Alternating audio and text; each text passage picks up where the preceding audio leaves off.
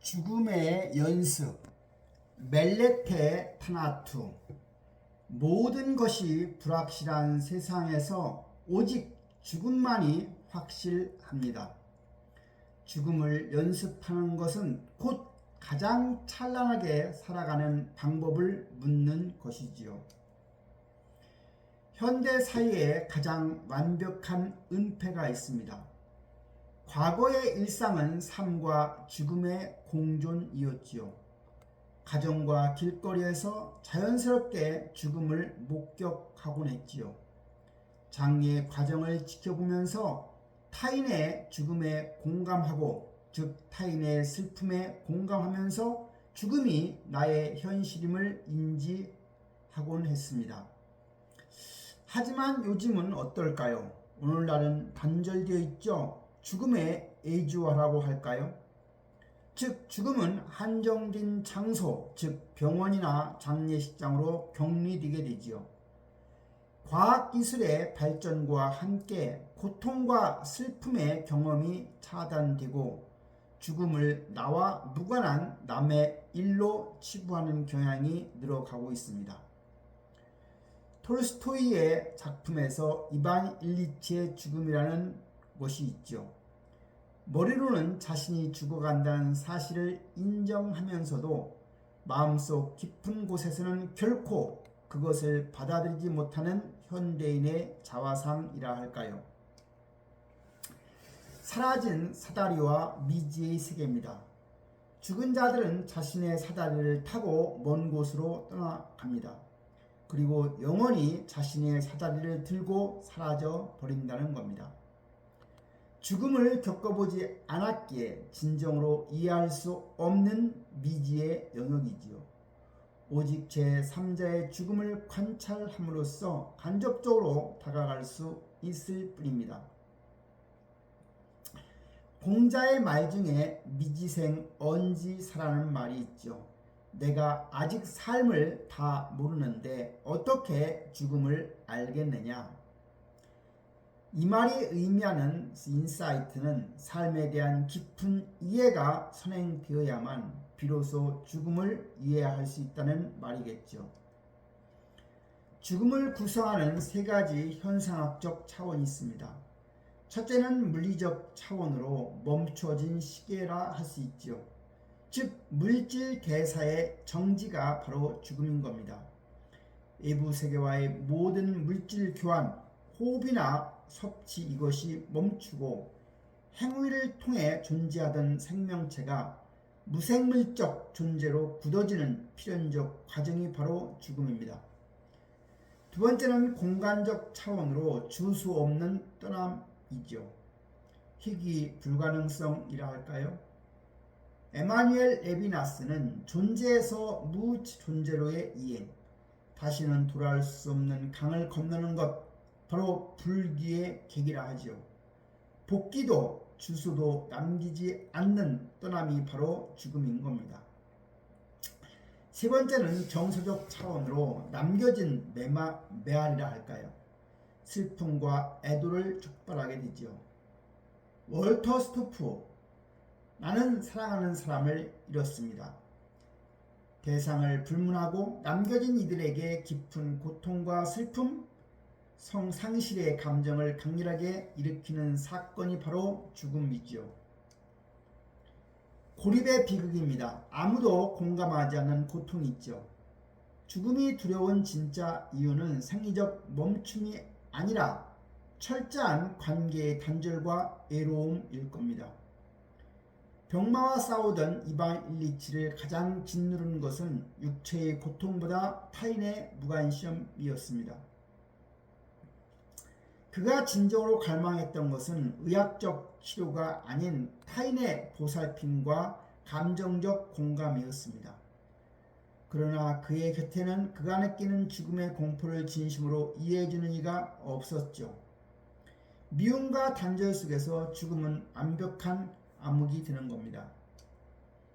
이반 일리치의 빛, 타자의 눈물이 많던 구원은 뭘까요? 첫째는 단절과 분노입니다.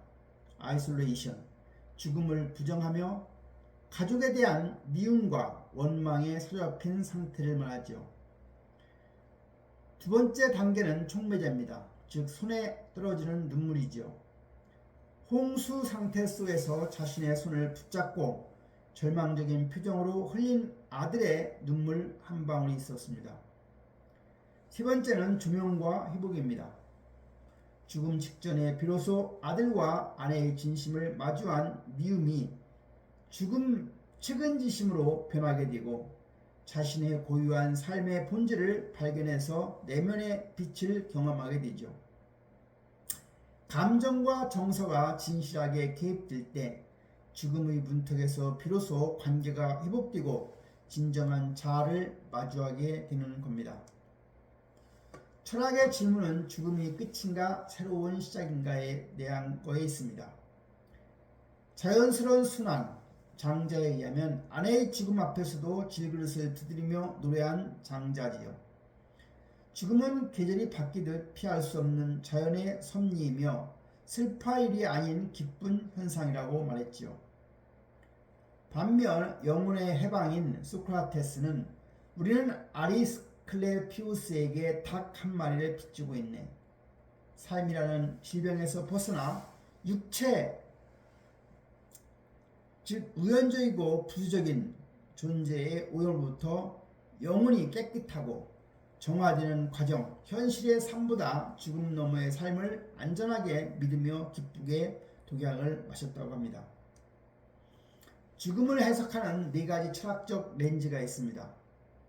소크라테스는 죽음의 본질이 육체로부터의 영혼의 해방이라고 했고 새로운 시작이라 했습니다. 하지만 장자는 죽음의 본질이 사계절과 같은 자연의 필수적 순환이라고 말했고요. 하이데거는 죽음의 본질을 모든 가능성이 불가능해지는 전략적 끝이라 했습니다. 레비나스는 죽음의 본질을 모든 치유와 힘의 종결, 밤의 상이라 했죠. 다시 말하면 레비나스의 견해는 절대적 폭력입니다. 소크라테스가 죽음이 주는 선물은 영혼의 정화와 순수함에 있었다고 하면 장자는 대자연과 물화 입체적 평온을 원했고 모든 가능성이 불가능해지는 절대적 끝으로 젊음이 주는 선물은 가장 확실한 죽음을 직면함으로써 얻는 자유입니다. 레비니스의 죽음이 주는 선물은 취약함을 통한 타자와의 진정한 조우를 할 수 있습니다. 소크라테스가 어떻게 살 것인가, 즉 아르테에 관련해서는 이성을 따르며 지혜와 용기를 발휘하라고 했고 장자는 흐름에 순응하며 집착을 버리라고 했고 하이데거는 불안을 피우지 말고 자신의 유한성에 직면하라고 했지요. 레비나스는 타인의 고통에 응답하고 연대하라고 했습니다. 아르테, 그저 사는 것이 아니라 훌륭하게 하는 것이 중요합니다. 기술과 의학의 발전으로 인간의 수명은 길어졌지만 단지 오래 사는 것이 축복은 아닙니다. 핵심은 잘 사는 것입니다. 소크라테스의 유언에 보면 너희들 자신을 잘 돌보라고 했고요. 아테네의 의미는 사람이나 시들어가는 고유한 탁월성을 주장했고 실천 방법으로는 단순히 삶을 숨을 쉬는 생명체가 아니라 로우스 이성을 발휘해서 지혜, 절제, 용기, 정의로움을 추구하는 것이라 했습니다. 이에 대한 인사이트는 죽음의 연습이란 역설적으로 오늘 하루를 아랫대의 삶으로 채우는 것이라 말할 수가 있습니다. 타자를 향한 고통, 죽음, 그리고 사랑입니다. 아랫대의 삶은 자기 자신을 넘어 타인을 돌보는 것으로 완성됩니다. 세상에 대한 사랑이 없다면 타인의 고통이 보이지 않습니다. 고통 첫 번째, 저마다 사연으로 신음하는 가까운 이웃들의 아픔을 인지하게 됩니다.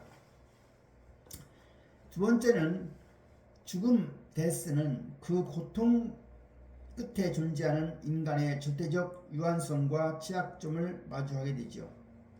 세 번째는 러브입니다. 연민과 측은지심을 통해 진정한 타자와의 만남을 이루는 거지요.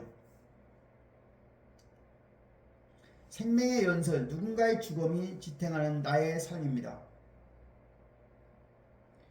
현재의 생명은 지금 이 순간 박동하며 우리 살아 숨쉬는 우리의 삶이다.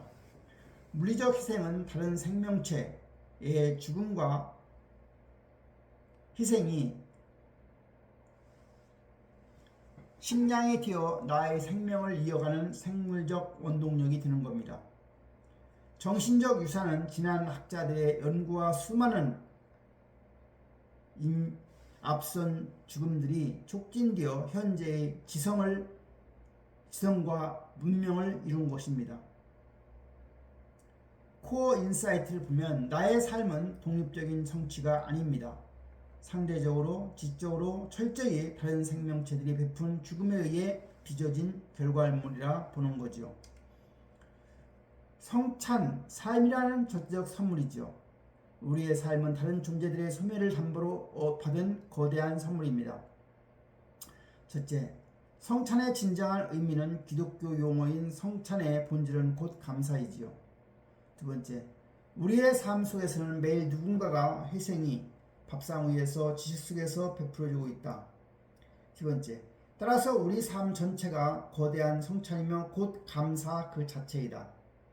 넷째, 선물을 받은 삶을 타인과 나누며 감사한 마음으로 살아간다면 죽음은 더 이상 공포와 단절의 특징이 아니라는 겁니다. 진정한 죽음의 연습입니다. 죽음을 곁에 두고 기억하는 것, 그것은 끝을 두려워하며 오늘을 낭비하는 것이 아닙니다. 죽음을 직면함으로써 나의 유한성을 깨닫고 타인의 슬픔을 사랑의 눈으로 어루만져주면 매 순간 감사의 아테네로 채워나가는 것입니다. 죽음을 연습하는 것, 메레테 파트너는 곧 가장 찬란하게 삶을 살아가는 궁극의 기술이지요.